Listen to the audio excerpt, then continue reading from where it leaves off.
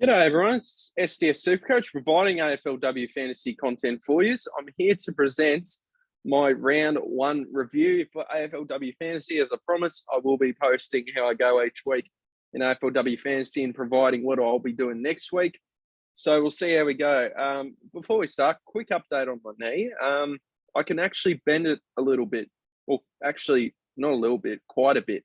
Not fully, but it's getting there. Not quite 90 degrees, but we're getting there, as I said. So that's some positive signs. Now, sorry if this is coming out a bit late. I know Marrera's Magic is doing – what's his full name? What's his actual name? Selby. I know Selby, he's running it by himself. I don't know if it's by himself, but he's doing a lot of work on this. So releasing the full lockout took a little while, but good on him. I think it's a tremendous thing that he's doing for this. So let's get straight into it. First of all, let me just double check I'm not blocking anything. No, not really. So we scored 921 with the overall rank of 1,865. Now, I believe, I could be wrong, I think there's like 3,500 people playing this. I could be wrong, maybe 3,000. So if you look at it that way, it's actually not that good of a rank, in all honesty. So we still got to, and looking at my side, there's a few things we need to sort out. Otherwise, our season could be done pretty quickly. To be fair, it's still a while back now. So I'm going to have to climb up the ranks a bit. There's a few picks that haven't worked out fully. So let's get straight into it. Ruby Schleicher, I watched this game quite a bit. The Carlton Collingwood on Thursday night. She scored pretty well. She was actually one of my highest scorers this round. So this is roughly about what she was expected. It only dropped about $300. So that's fine. Gilroy. Now, Gilroy's a bit of a concern here for me because I didn't know that she was going to play as a forward. And look, I know I'm new to AFLW fantasy, but I know when there's a good role and a bad role, and I don't think she's playing a good role at all. So Carlton Collingwood, Essendon, Hawthorn, and Adelaide Melbourne were really the three games I really watched. So from what I saw, Gilroy just wasn't playing a good role forward, so she's a massive concern for mine. Ange Foley with the 53, that's pretty good considering her price. Amber Clark with only 23 was a bit disappointing. Now, this is what really hurt. Philippa Seth with a 6. My goodness, that's no good. So we'll have to discuss what we're going to do with her because I'm really sorry. I hope she goes well in her career, but I'm sorry, I'm not copping that. I'm not copping a 6. Celine Moody with 67. Now, I believe I was looking at Twitter for some of this, and Celine Moody apparently played more of a forward role, but she still scored 67, which is fine. I still don't think she's a massive concern for mine at this stage. Ebony Marinoff with the 76, which is, and I had a captain. My vice captain was Schleicher, but there's no loophole, so it's a bit irrelevant, the vice captain this year. But Marinoff with a 76, so times 2, I think is that 152? I believe so. I could be wrong. But yeah, it's not a great score, but look, it's one of my better scores in my side, unfortunately. Sorry. Monique Conti with the 66, a little bit disappointing as well, but I think considering how many rookies are going a bit poor at the minute, she's not really my main concern, to be honest, especially the premiums. Patrikos did pretty solid with the 71, so that's pretty good.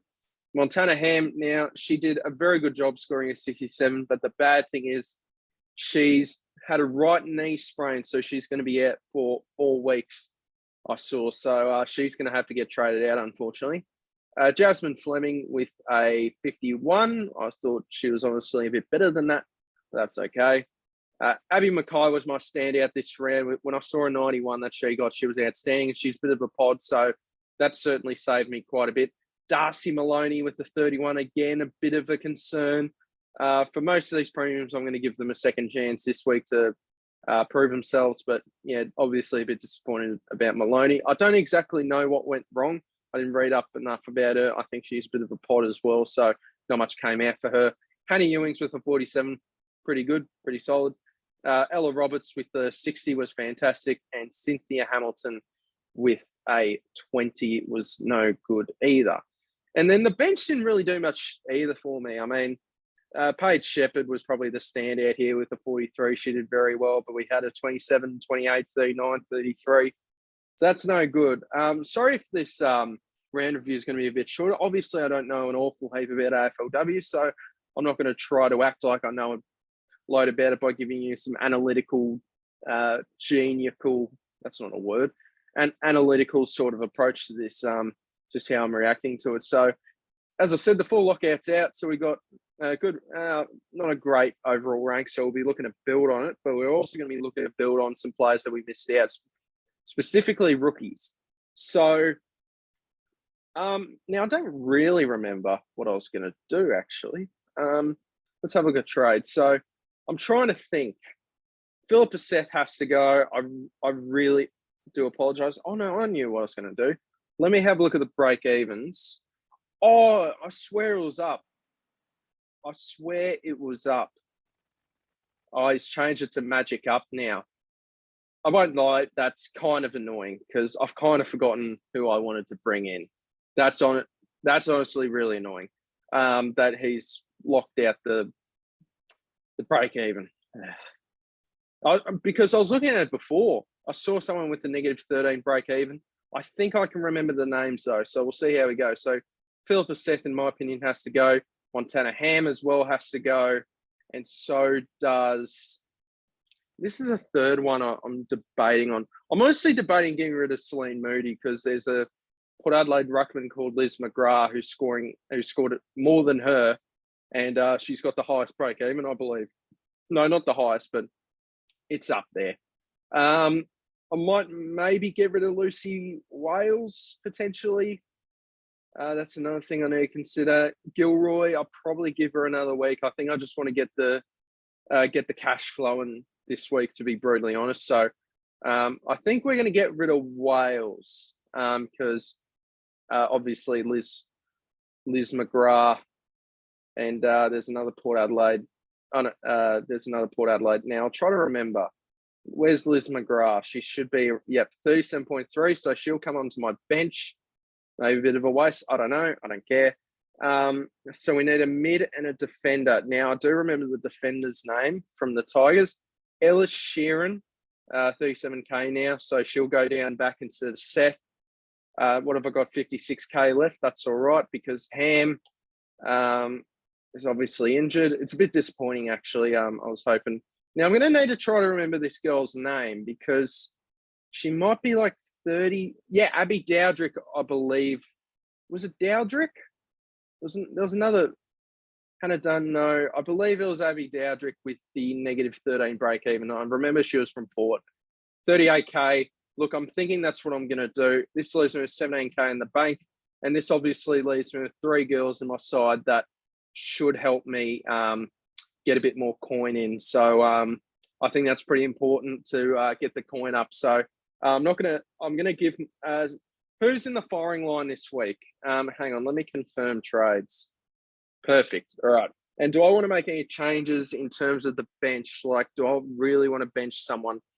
Clark's tempting, but Bridie Kennedy didn't really give me exactly much to work with this week with a 28. So I think I'd rather just stick with Clark, who I think's got a higher ceiling.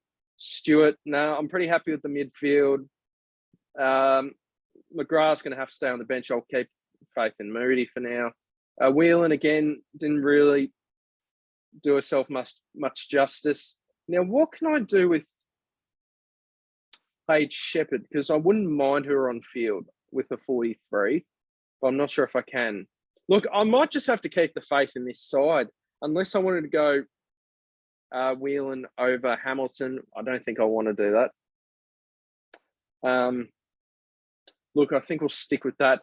I think in terms of players who are in the firing line for me this week, who are going to need a bounce back, there's some that I'm not too confident on them bouncing back. But I'll name some premiums or players that are in the firing line, certainly, if they score bad again. Gilroy, I think she goes, honestly, regardless, to be honest, because I really don't like that forward role. Unless she moves back to halfback, then I feel a lot more comfortable. But she's definitely in the firing line, Aileen Gilroy. Celine Moody with that forward role. I know she scored a 67, but that really does concern me. She's going to spend a significant amount of time forward. Marinoff's safe. Conti's safe. Schleicher is safe. Patrikios is safe. Mackay is safe. Yeah, so Darcy Maloney is the other one that I'm a bit concerned with. So I'm going to need a big performance out of Gilroy, Moody, and Maloney. Otherwise, they're going to be Gonski from my side. Can't afford for them to be performing, especially Maloney and Gilroy. It's a bit harsh to include Moody in this conversation here because she did score a 67, but I'm going to be very mindful of what she does this week. Gilroy, that forward line role, just don't like it. And Darcy Maloney, I don't know what went wrong. I probably need to do a bit more research. But yeah, Maloney is certainly in the firing line. So those two girls, if they don't bounce back next week, I think I'm going to have to get rid of them. There's only 10 rounds in the season, so there's no point.